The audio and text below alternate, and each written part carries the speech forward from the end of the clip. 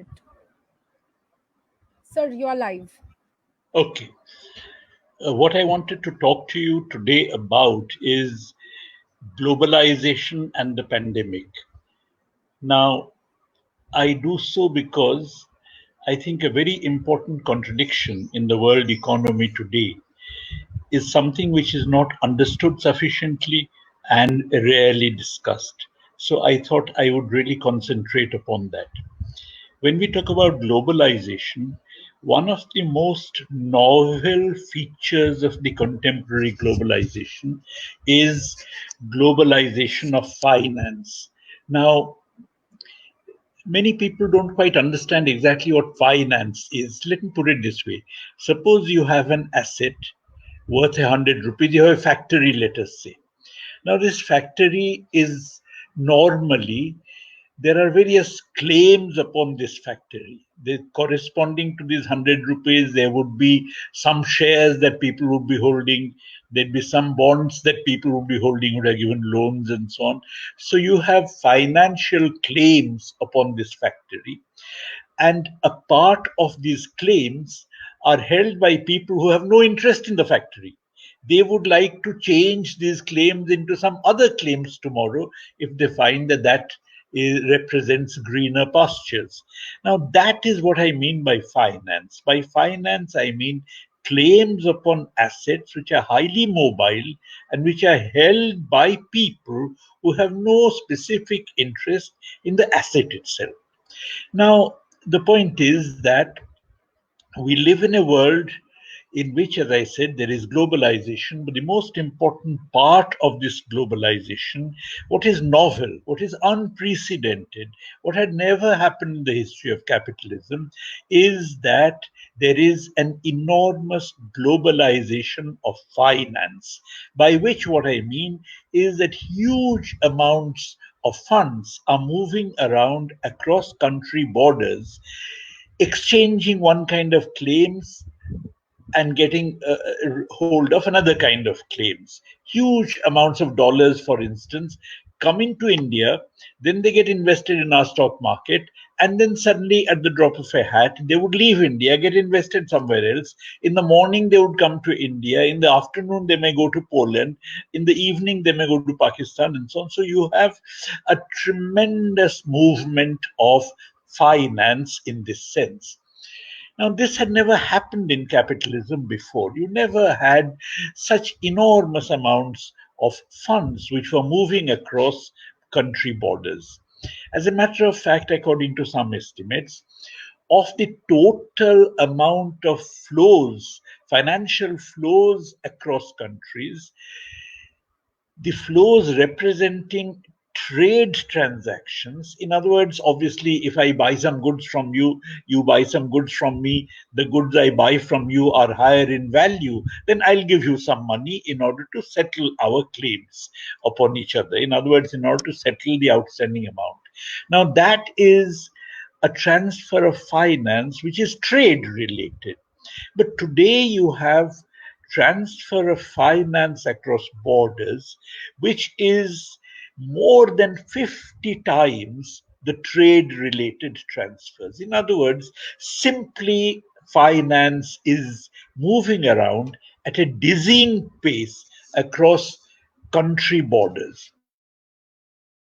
Now, this had before, and this has a very profound significance. The significance is the following: that we have nation states. We have, let us say, the Indian state, in the Marxist sense of the word state. You have the Indian state, you have the British state, you have the French state, you have the Polish state, Hungarian state, and so on. So we live in a world of nation states. There's no global state. We live in a world of nation states. But even though we live in a world of nation states, finance is globalized. Finance can be in Britain today, finance can be in the afternoon in Poland, finance can move to India in the evening, and so on. So, finance is globalized, it's moving across the globe at a dizzying pace, while the state is a nation state. Now, this entails a very remarkable phenomenon, namely the government of the nation state, if it does something which is not to the liking of finance, then finance would move out of that country.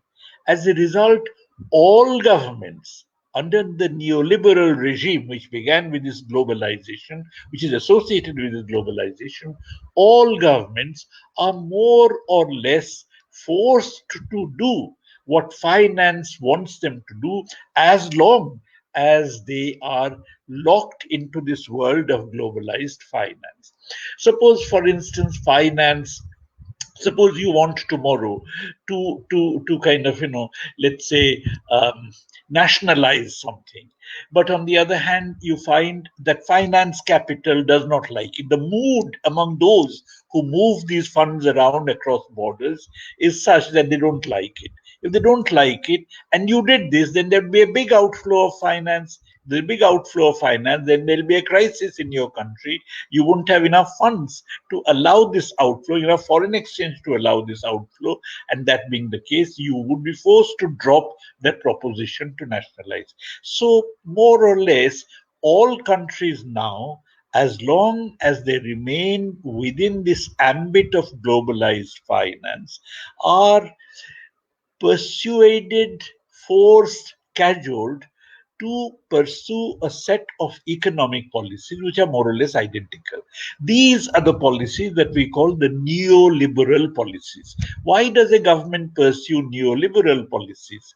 It does so not because these policies are the best, on the contrary, they are very bad as far as the people are concerned. I'll come to it in a moment, but because of the fact that these are policies which are dictated by, enforced by the globalized finance. The whims and caprices of globalized finance are such that they like these kinds of policies.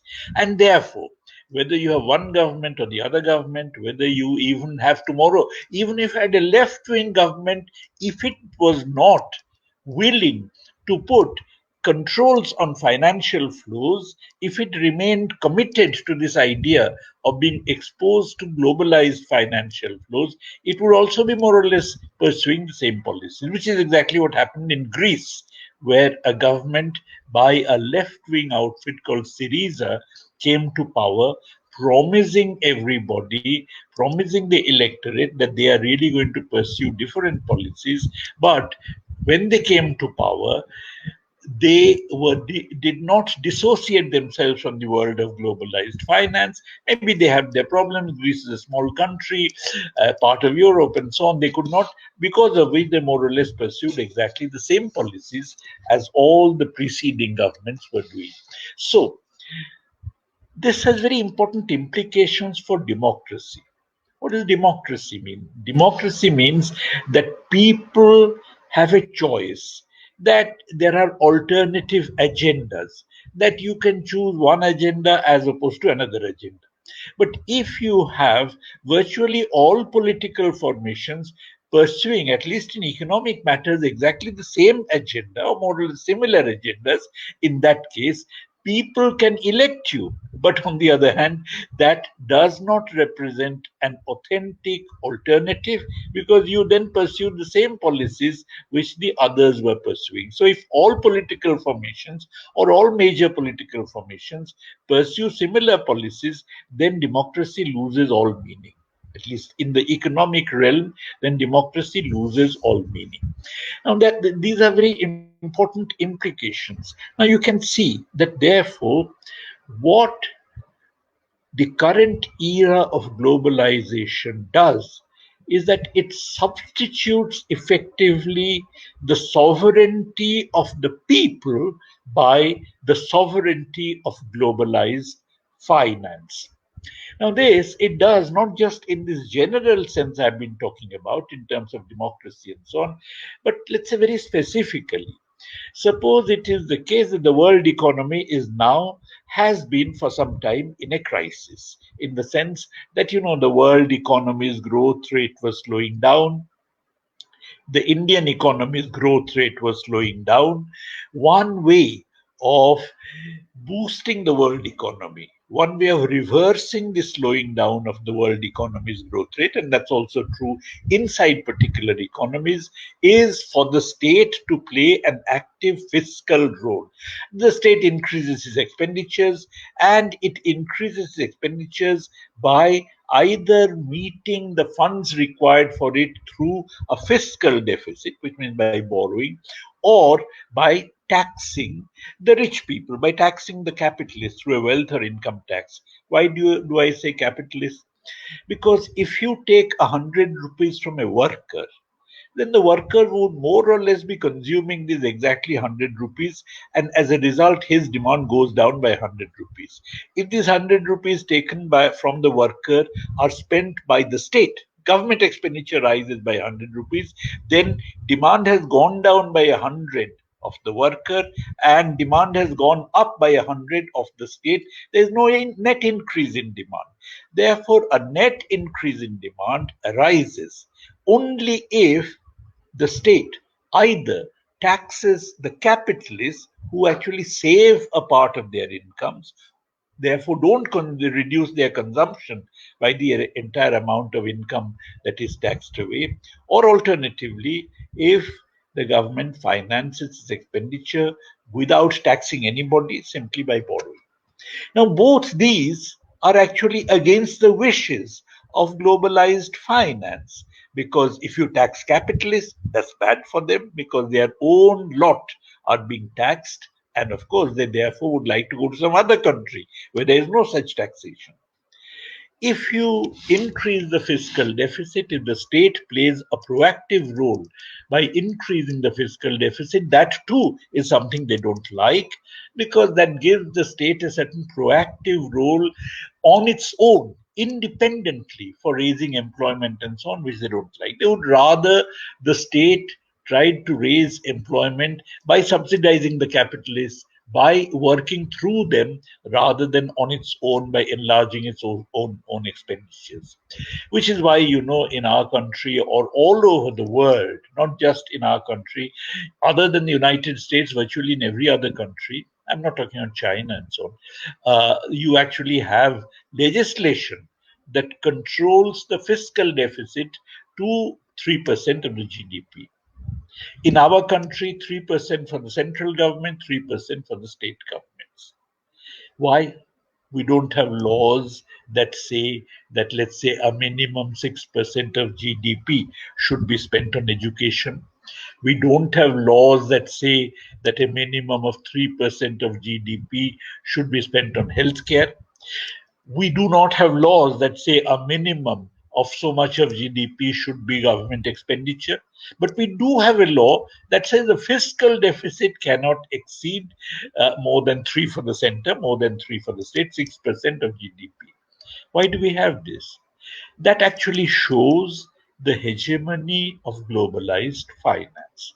This hegemony, as I was telling you, ensures that the government in no country is in a position to fiscally stimulate the economy, to fiscally promote welfare expenditures so that the people can benefit out of it, and therefore the government's hands are tied, even if it had the best of intentions.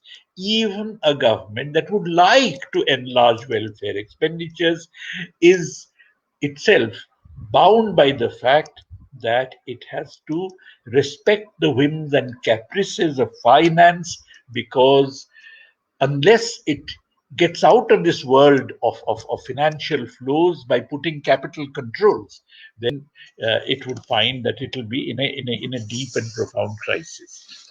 Now, this is a simple phenomenon which many economists had actually understood. The best known bourgeois economist of the 20th century was John Maynard Keynes. You may have heard of him. He wrote this book called The General Theory of Employment, Interest and Money, which advocated state intervention. He was thoroughly anti-socialist. He advocated state intervention, government spending to boost employment, because he said, if you don't do this, then the communists are going to take over. In fact, he, you know, I mean, uh, he and Lenin relied a lot on each other's writings, which is quite an interesting story in itself. Lenin used his writings to show that world capitalism had entered a profound crisis, and he used Lenin's writings to show that, look, unless capitalism comes out of this crisis by reducing unemployment, which was, he wrote in the 1930s when there was massive unemployment, Great Depression, unless you do this, then you'd find that the communists would take over. Lenin had died by then, but then that was his argument. Anyway, so for that, he also said that make sure that finance is not globalized. Because if the state is to be active in promoting demand, then it is very important that the state's hands must not be tied by the fact that finance is globalized. So he had said finance above all must be national, so that the state can have jurisdiction, that financial flows must be allowed within an area which is roughly corresponding to the jurisdiction of the state.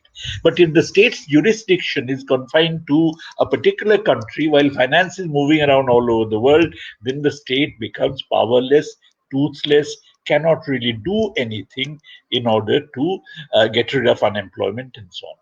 Now, this is how also the Bretton Woods system, which was an international arrangement, which was set up after the Second World War. Keynes was one of the architects of it. The other was an American economist called Harry White. Keynes and Harry White had actually set up this, it was their idea, the Bretton Woods system, which lasted until 1971, more or less effectively. After that, it lasted nominally for a little while, but effectively it lasted till 71. The Bretton Woods system allowed countries to have capital controls. Every country actually had the power to control capital and did control capital flows out of its borders or into its borders and so on. In India, we had very strict capital flows. You know, I went to study abroad on a scholarship to do my PhD. When I did that, I was going to Britain. When I did that, I actually had literally £3 sterlings in my pocket. And you know, I was going for the first time abroad, and just £3. By the time I had taken a bus from the airport where I landed to a place where I had to spend the night, and then a bus to the university town I was going to, I was completely broke. So that was the kind of strictness of capital controls which existed under the Bretton Woods system. Globalization did away with all that. Did away with all that in Europe in the early 70s, in Latin America and Africa in the 80s, in India in the 90s. We don't have a convertible currency, but nonetheless, we have, at least we have no capital control in the sense that foreigners who bring in capital are actually allowed to take out that capital. So we are now, therefore, in a world, in any case, under the regime of globalization, we were in a world in which the conflict between the dictates of finance and the interests of the people was a basic, permanent, underlying conflict. The dictates of finance on the one hand, which tied the hands of the government and the state, no matter who elected them for how long and so on, and the interests of the people. Now, what you have now with the pandemic is that that conflict has really now become, it has really come to a head. That conflict has really now occupied center stage. How? Because you find that, you know, because any help to the people who are caught in this pandemic, in which you have to have lockdowns, there is no production, no taxation, no government revenue, no incomes of the people, and therefore the state has to make some incomes available to them, both for welfare reasons and I mean, after all, they have to survive, and also to keep some little part of the economy going. All this has to be made available to them, and therefore the governments in most countries, particularly advanced countries, have come up with rescue packages, and these packages have basically meant that the governments are spending huge amounts of money in the form of transfers to the people, and these transfers are funded by running fiscal deficits, governments borrowing and borrowing, let's say, from the central banks of their own country, which means they basically print notes. They print notes in order to make transfers to the people with which the people buy their basic necessities and are surviving. Now, finance doesn't want that borrowing. It doesn't want fiscal deficit beyond 3%, and it certainly does not want fiscal deficit taking the form of borrowing from the central bank, which is called a monetized deficit. It doesn't want printing money. But nonetheless, the governments, under pressure from the people, have actually done this. In Germany, you have had 5% of the GDP, which consists of this economic package of the state. In Japan, you have 20% of the GDP, which consists of such fiscal transfers, economic package by the state, making incomes available to the people. Even in the United States, 10%, even more than 10% of fiscal transfers of the GDP, all these are percentages of the GDP, the government has actually made available to the people. None of this is liked by finance, but on the other hand, in a situation like this, the governments, even bourgeois governments, feel compelled to actually make some of these transfers to the people, because, and therefore go against the dictates of finance, because of the fact that this is a real situation of crisis. Now, by contrast, there are other countries. You look at India, for instance. In India, all this talk about 20 lakh crores of rescue package is complete nonsense. What has actually happened is that through these 20 lakh crores, which consist essentially of loan offers that the government has made to small enterprises, to peasants, to big enterprises, and so on, saying that, look, we are going to allow you to borrow from banks to this extent, etc. Of this, when it comes to actual fiscal transfers, when it comes to actual, let's say, government expenditure that would provide some relief to the people, that comes to just 1% of the GDP. By my calculations, 1,90,000 crores is all that, out of the 20 odd lakh crores, 1,90,000 is exactly what constitutes government expenditure. Now, why this is where is very important to understand. Why is it that the Indian government has been so miserly in terms of making transfers to the people? We know that 14 crore migrant workers, the government's own estimates say 8 crores, but many private researchers say 14 crores. 14 crore migrant workers have been trying to trudge back to their villages, because suddenly at 4 hour notice you found that they were rendered incomeless, homeless, foodless, and literally on the streets. The only place they knew where they could go was to their villages. And therefore, many of them started walking to their villages. No arrangement for their transport and so on. As I said, with 4 hour notice, a mindless, unplanned lockdown was really imposed. Now, the point is that when that happens, obviously it stands to reason that some income must be made available to them. Some fiscal transfers must be made available to them. Some food must be made available to them. But none of this was done. And as a result, you actually found that most of them were really in a miserable condition and continue to be so. Now, Why is that the case? Why is it that there is this miserliness?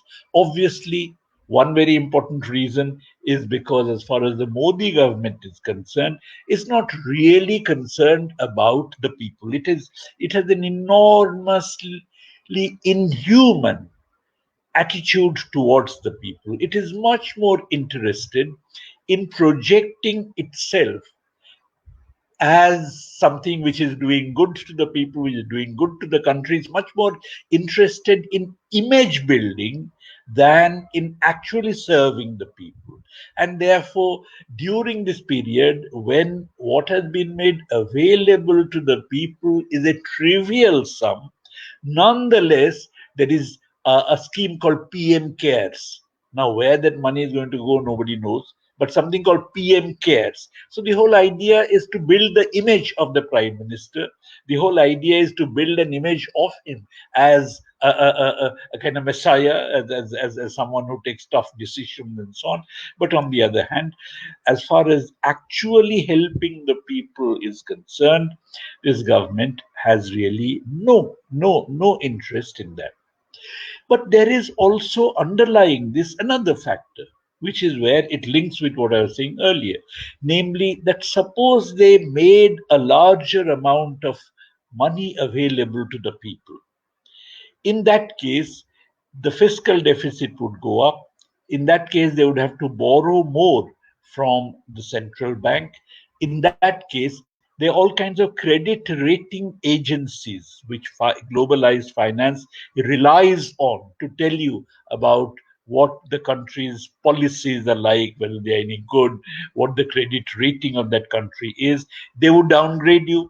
When they downgrade you, then finance not only doesn't come to your country, it actually leaves your country. And therefore, the Modi government is so terrified of credit rating agencies downgrading it, so terrified, therefore, of doing anything that would upset globalized finance, that it really avoids giving transfers to the people. This is a classic example of what I have been talking about, namely the contradiction between the dictates of finance and the interests of the people. This is a contradiction that characterizes the entire era of globalization, but on the other hand, is a contradiction that has really come to a head in the present circumstances, because in the present circumstances the interests of the people have got to be looked after, otherwise millions are going to starve. Otherwise you'd find that there would be acute increase in fatalities, in casualties of all kinds. And as a result, the whole contradiction of the era of globalization has come to a head during this era of the pandemic. The pandemic has suddenly, in a kind of classic crystallized form, brought this contradiction center stage, brought it to the forefront. In this, as I said, there have been two different kinds of responses. One lot of governments have responded, particularly in the advanced countries, in East Asia, China, Vietnam, and so on. One lot of governments have responded by saying that, look, let us give some transfers to the government, let us give some income support to the government. It doesn't matter what finance says about it for the time being, because this has priority. So that, if you like, is a situation in which people's welfare has immediately come to the forefront, overriding the dictates of globalized finance. Okay, you can say China and Vietnam don't bother about globalized finance, but even advanced countries have pursued, as I said, very substantial welfare measures. For instance, in Britain, people who have been thrown out of work because of the lockdown, the government pays them a substantially high fraction of their wages, or it meets those wages by actually paying the company that employed them their wage bill. In our country, nothing of the sort.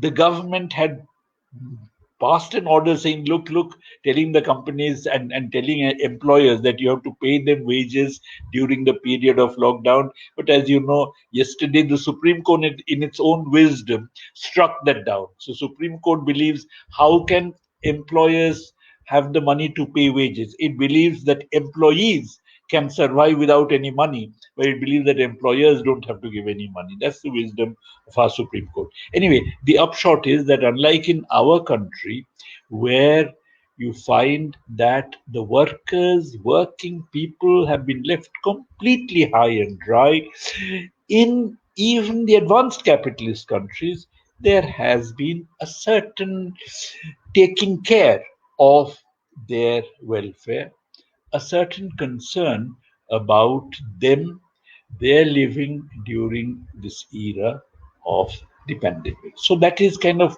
one kind of response. When there is the conflict between the dictates of finance and the interests of the people comes to a head, many advanced country governments in this during this pandemic have said that dictates of finance for the time being we don't care about. Let's provide some help to the people. There are other countries, of which India is a classic example, where, as I said, because of this contradiction coming to a head, the government of India has said that, look, people, let's not bother about. They can walk miles if they like, but on the other hand, let us make sure that the credit rating agencies don't downgrade us, that the dictates of finance have actually superseded the interests of the people. Now, if the dictates of finance supersede the interests of the people, I mean, obviously, if the Modi government had any guts, then the Modi government would have helped the people. And if finance started leaving the country, then put controls on financial outflows. But that the Modi government doesn't have the guts to do. On the contrary, it actually now makes the country even more vulnerable to the dictates of finance, to the dictates of global capital, by opening up even more sectors to direct foreign investment. As you must have seen, coal, defense production, space, everything is now opened up to foreign investment. Now, obviously, if you're opening up to foreign investment, then you don't want to put restrictions on financial outflows. And consequently, the Modi government, when faced with this contradiction between the dictates of finance and the interests of the people, chose to obey the dictates of finance. Now, the fact that it has chosen to do that has very important implications. You see, if you do that, in that case, obviously, people are destitute, people are suffering, no relief is reached to them by the government. So naturally, they would get disillusioned with the government. They would start feeling that this government is no good. So, what does the government do in order to retain their support, in order to make sure that come the next elections, they would still come and vote for this government? What would the government do? It would then say that, look, Pakistan is attacking our country. Pakistan has sent in terrorists to Kashmir, and therefore let us, in fact, do unite against Pakistan. It would then say that, look, the Muslims are the ones who started this pandemic. Therefore, let us communalize society. Therefore, communalization, chauvinism, encroachment of civil liberties, dictatorship imposed vis-a-vis anyone who dares to oppose the government. Anti-CAA protesters in Delhi are being put into jails and charged with UAPA and sedition laws. By the way, UAPA is even worse than sedition laws because you can't get bail under UAPA. So throttling of democracy, promotion of communal fascism, chauvinism vis-a-vis your neighbors, suppression, as I said, of democratic rights, and above all, suppression of labor rights. the UP government, in fact, three BJP ruled states, and Karnataka is going to follow them, have now said that they would, for varying periods of time, suspend the workers' rights. Now, these rights have been fought for and won by the working class all over the world all more than a century ago. You see, so if you take away those rights, you're putting the workers, mind you, not all workers in India enjoy those rights. Only about 4% of the total workforce in India has those rights. But then you do a big hoo-ha, big propaganda that this is what is holding up the nation's growth, and therefore let us temporarily do away with these rights. Now, therefore, attacking labor, attacking democratic rights, communalizing the polity, uh, suppressing civil liberties, putting people in jail with UAPA and so on, is the way that this government would then like to retain its hegemony. Now, finance, whose dictates are being listened to by this government, naturally would like such a government. Therefore, in this period of a crisis of world capitalism, and particularly of a crisis which has now become infinitely worsened by the pandemic, globalized finance would actually like governments that are communal fascist in this particular sense, that suppress civil liberties and so on. And this is exactly what we are seeing in our country. And therefore, things, since the government is going to take this course, since this is not an occasional deviation on the part of the government, since the government is going to take this course in the days and months and years to come, it is very clear that globalized finance, it would be doing the biddings of globalized finance and suppressing the people domestically by, as I said, resorting to all these communal fascist measures and so on. Now, I think that's a very basic contradiction we have to be very clear about. One very important implication, the last point I'm going to make, is that all these measures it has announced are not going to make an iota of difference when it comes to getting out of the economic difficulties that the economy is currently in. Why? Because look, you offer loans. Loans are used only when there is an increase in demand. Suppose I am a producer, suppose the demand for my goods is not there, that means I'm not producing at all, then why should I take a loan? Only when demand for my goods increase, I wish to produce more, then I need raw material, I need working capital, I need to pay my workers, then I take a loan in order to tide me over this period during which I'm producing, and with the sales I pay back the loan. So the point is that that nobody is going to take a loan unless there is demand. To generate demand, the government has to spend, but the government is not willing to spend. It has, as I said, only 1% of GDP is what it has actually earmarked as its expenditures for for the economy. So unless there is demand, there is not going to be any growth, and all these measures the government has announced are really of no use. What is more, the attack on the labor rights is actually going to reduce further the level of demand, because all these attack on labor rights fundamentally mean that there is going to be a shift of income distribution from the workers to the capitalists. Now, suppose you give a worker 1 rupee, then the worker would spend that 1 rupee buying all kinds of things. You give that 1 rupee to the capitalist, and the capitalist would probably spend 50 paise out of it, keep the remaining 50 paise in its pocket, saying, I'll spend it tomorrow, day after, day after. Therefore, in any given period, such a redistribution has the effect of lowering the level of aggregate demand.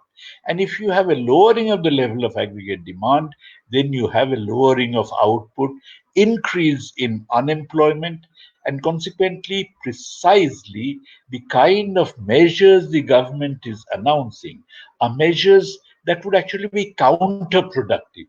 If that happens, which it would, then of course the government would become even more repressive, even more communal fascist, even more kind of, trying to unite people on the basis of a phony, chauvinistic agenda against neighboring countries and so on.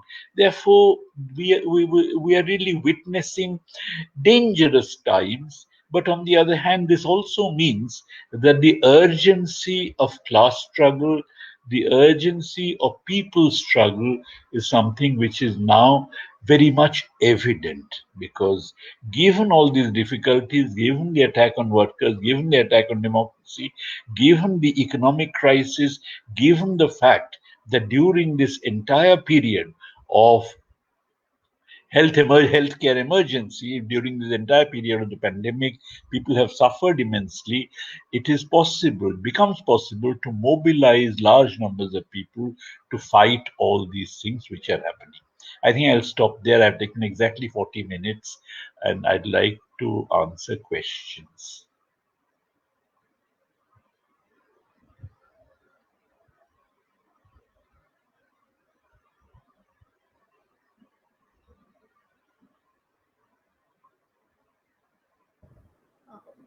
Yes, sir. There are two questions that I could Can see. you speak a bit louder? Yeah. So the first is once the industries are resumed, what do you Just speak think? a bit louder, please. I can't hear you properly. Yes, sir. Sure. Ha, that's better. Um, Once Yeah. the industries are resumed, what do you think how the crisis will affect the workers? Will they be in a great measure or understanding their greater measure or understanding their values and importance? They will be benefited. You look, there are two or three things. The first thing is that those migrant workers who have actually gone back to their villages, they are not going to come back in the near future. Okay. Therefore, I mean, they might have been employed in the towns earlier, but they are not going to come back to the towns. They have had a miserable time and they are not going to come back easily. Therefore, it becomes very important to provide employment to them where they are, which means in the villages, for which it is very important to enlarge the MGNREGS. The latest tranche of the government's thing, which was announced on Sunday, said that, look, we are going to spend 40,000 crores rupees more on the NREGS. Now, that 40,000 crores is something which is peanuts, which is nothing, which is a trivial amount. 8 crores, according to the government's own estimates, of workers who have actually migrated to the villages during, or you would be migrating to the villages during this time. So 40,000 crores is just not enough. And 40,000 crores is, let us say, even if you take all of it is spent on the workers, it's just kind of, uh, 8 crores for 5,000 per worker. There is 5,000 per worker. You take a daily wage of 250, let us say, there's only 20 days work. Now, that's just not enough. Very substantial amount of expansion is required in MGNREGS. Come to the urban areas. In the urban areas, all right, when it comes to the big factories, there the workforce would be available, but of course, to the extent that labor rights have been taken away, they are going to face, in real terms, a wage cut in the coming days. You see, one of the things, say in UP, in states where the labor rights have taken over, they say that the Minimum Wage Act is no longer going to be applicable, which basically means that the minimum wages would not be raised as the price index rises and so on. So, if that is the case, then the average wage also would not rise. So, you'd find that there would be effectively a wage cut. So, the workers, even when they are employed, would find some kind of a wage cut. Additionally, if demand continues to remain small, in that case, unemployment would be very, very substantial. At this moment, unemployment in India is about a quarter of the entire workforce. A quarter. So almost 25%. So even if you have resumption of factory production and resumption of activity, 25% may come down to about 15%. But on the other hand, there will be still substantial unemployment, and there would be, again, this whole business of a reduction in wages. When it comes to small and medium sectors, MSMEs, that is this micro, small, and medium enterprises, a lot of the workers who have gone to the villages come from these enterprises. Therefore, it is important to find for them other workers in the villages are not going to come back to them. Now, one way of doing this, and also one way of helping the rural economy, is to actually start an urban employment guarantee program and to include within the urban employment guarantee work for some months in the MSMEs. In other words, suppose those who are working in MSMEs to start with are people who are enrolled under the urban employment guarantee, whose wages are paid therefore by the central government. That's a way of subsidizing, that's a way of helping the workers and subsidizing these enterprises. Similarly, in the rural areas, MGNREGS, suppose you include MGNREGS within MGNREGS working in rural enterprises. In that case, you are actually going to have rural enterprises which would come up in rural areas, so that people who may be nominally under the MGNREGS are actually becoming employed in rural enterprise. After some months, when rural enterprises are able to stand on their own feet, then you let them pay the wages out of their own funds. These rural enterprises could even be enterprises owned by the panchayats. In other words, why can we not think? I mean, obviously, rural enterprises cannot come up. Private individuals are now going to set up enterprises just for the heck of it. So, panchayats can set up enterprises in agro processing and in all kinds of small kind of areas, like in China, township and village enterprises, so which were very successful. We can also experiment with panchayat enterprises. So it is possible for us to visualize altogether an alternative scenario, because if we do not do that, then the workers are going to be in a pretty bad way in the days, months, and years to come. Mm, thank you, sir. We have some more questions. Please, please. I'll just combine two or three together. They are similar. Yes, Uh, right. the rationality of privatization of public sectors in the or globalization, if they are the globalization is profitable for the economy of the country, and also what is the effect of the privatization over and over enthusiasm of online education over the marginalized society, which is the majority of our country. Okay, let me make few things clear. Firstly, globalization is not beneficial for the country, because the standard argument is, look, during this period, what high growth we had. But we have to look not at these phenomena like growth rates, we have to actually look at the conditions of the people. You compare the nutritional level of the population before globalization and after. You find, for instance, that in India, poverty is defined in terms of a nutritional norm. 2,200 calories per person per day in rural areas, 2,100 calories per person per day in urban areas. The proportion of the rural population below this norm in 1993-94 was 58%. The proportion of population below this norm in 2011-12 is 68%. And in 2017-18, there was another National Sample Survey, NSS survey. But on the other hand, that those figures were so bad that the government has decided not even to publish them. Okay, so during this period, in rural areas, certainly hunger, malnutrition, poverty has increased. You look at urban areas, the figures I gave you are 57% for the earlier date, 65% for the later date. So let us not be under any illusion that The period of globalization has been good for the economy. Even before the crisis, even before the recent crisis, globalization was not. The second question which you asked was, sorry, what was it? Yeah, privatization of public sector enterprises. Privatization of public sector enterprises is done under a completely bogus argument. Okay, what is that bogus argument? By the way, I imagine there'll be some economic students among your audience. You see, Yes, sir, there are. yeah, globalized finance says that look, fiscal deficit is no good. What is fiscal deficit? Fiscal deficit means government borrowing. What is government borrowing? That means government giving bonds to private individuals, government giving IOUs to private individuals. Okay.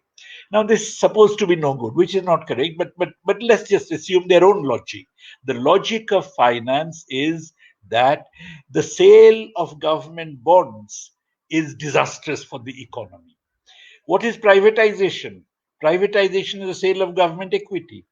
So the sale of government equity is very good, but the sale of government bonds is no good. Now you tell me what is where is the logic of this? In other words, why should it be that the sale of government bonds is no good for the economy, the sale of government equities? These are all, you see, as a matter of fact, if you're opposed to a fiscal deficit, you should be opposed to privatization of public enterprises as well.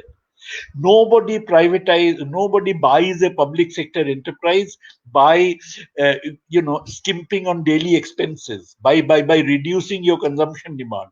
You buy a public sector enterprise by borrowing from banks or anything of that kind. Now if a private individual borrowing from banks and buying public enterprises is supposed to be all right, why can't the government borrow from the banks and and spend it?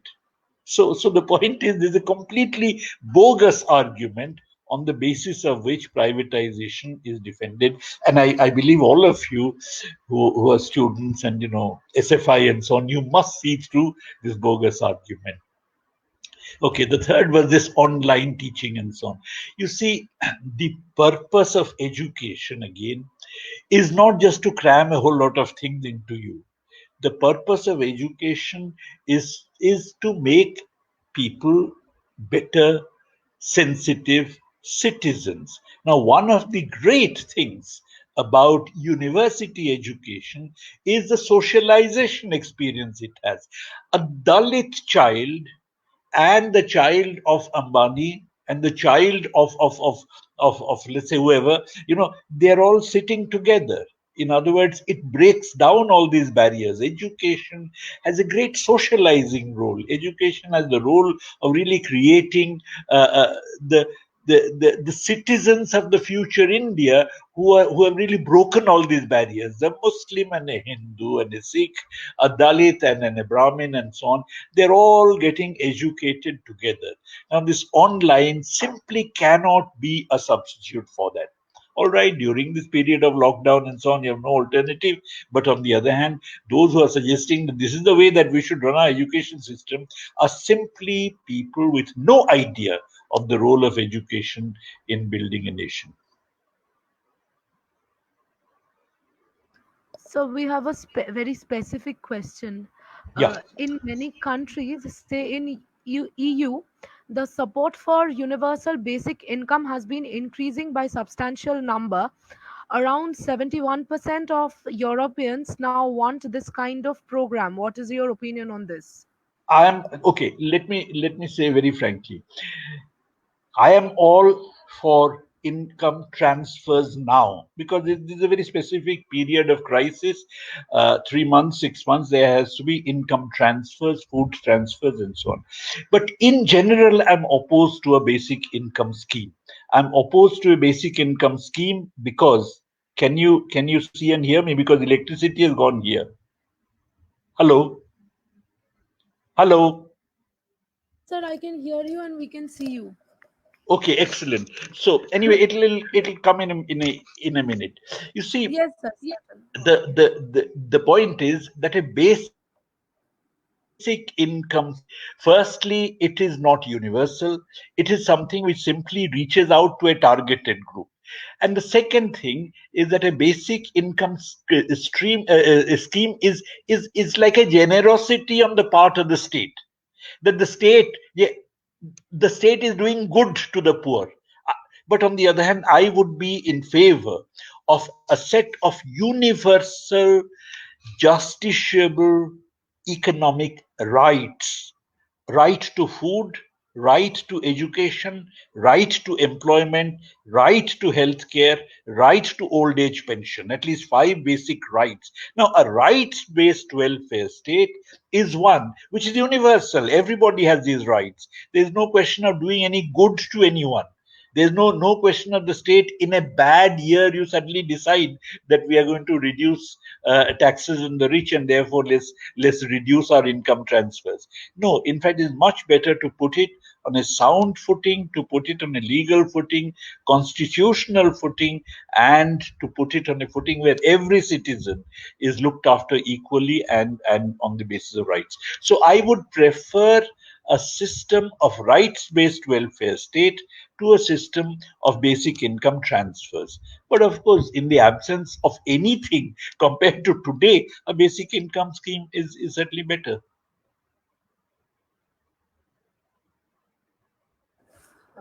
Yes, sir. And then,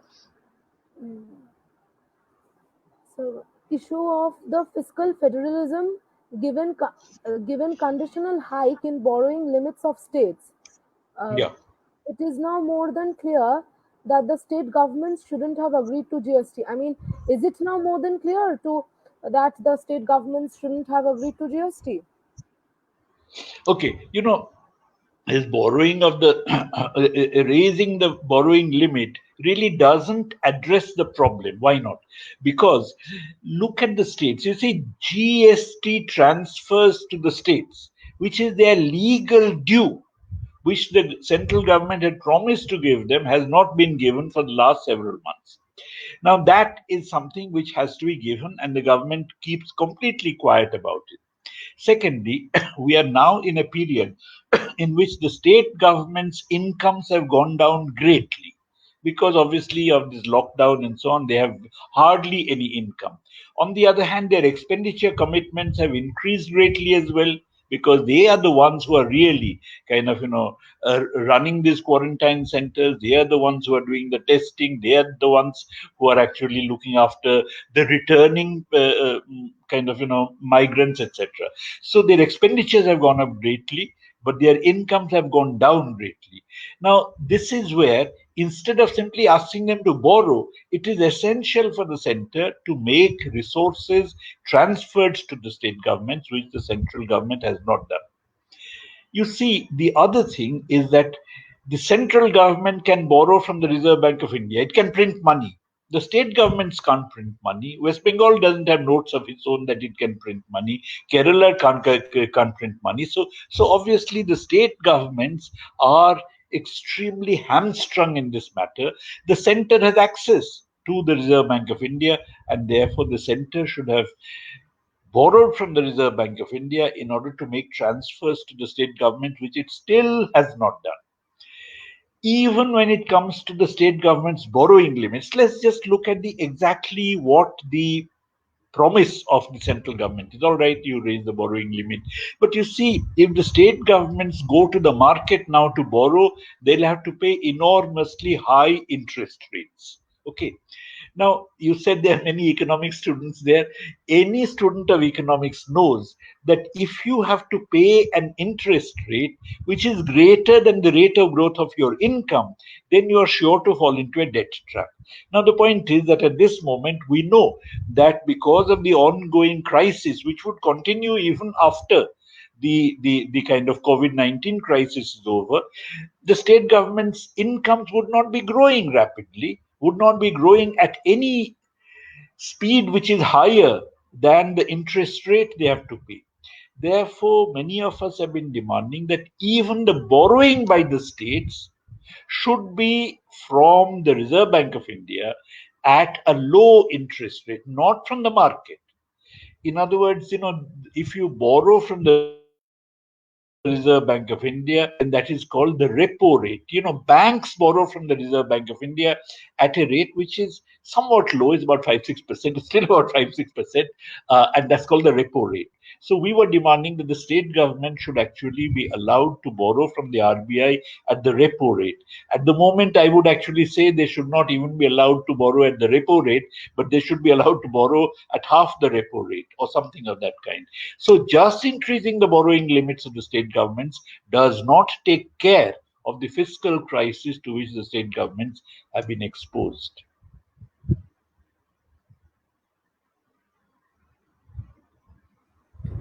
So the questions have also almost have started concluding. I mean, they are similar now. That Yeah. whether you see in a rise in far right leadership, or there can be a possible shift in the economic barometer, and there's a continuation. I mean, the questions will be continuation to this.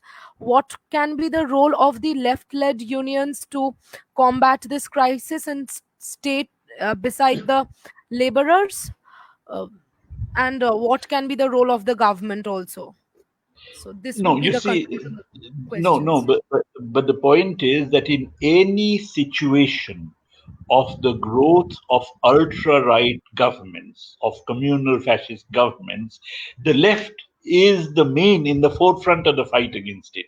So the responsibility for the left is immense.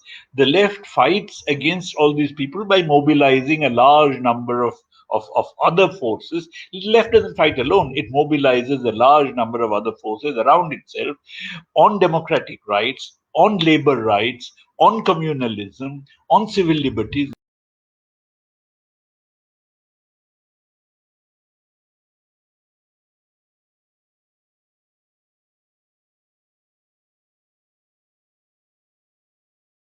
Quite a bit of hue and cry internationally. Uh, I think the increase in the number of hours from 8 to 12 has been withdrawn as far as UP is concerned. Not fully withdrawn, but to some extent partially withdrawn.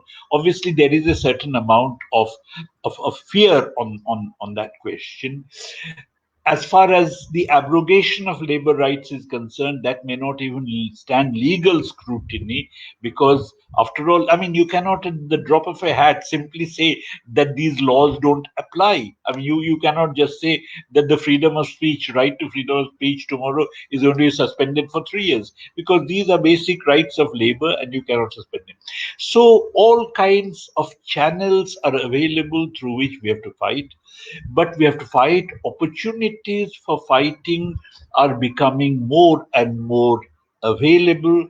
We have to mobilize everybody around it, and I think the kind of of, of temporary popularity which the ultra right had acquired briefly by projecting Modi as a messiah, as a strong man, and so on, is something which has been dented because of the way that these migrant workers crisis has emerged and so on. And I think it's very important for us to move, therefore, center stage in order to fight all these elements. And to do that, as I said, by mobilizing large numbers of democratic forces around us. Thank you, sir. I think that's all, and we are extremely happy, and we can't express in words how amazing it was to have you with us.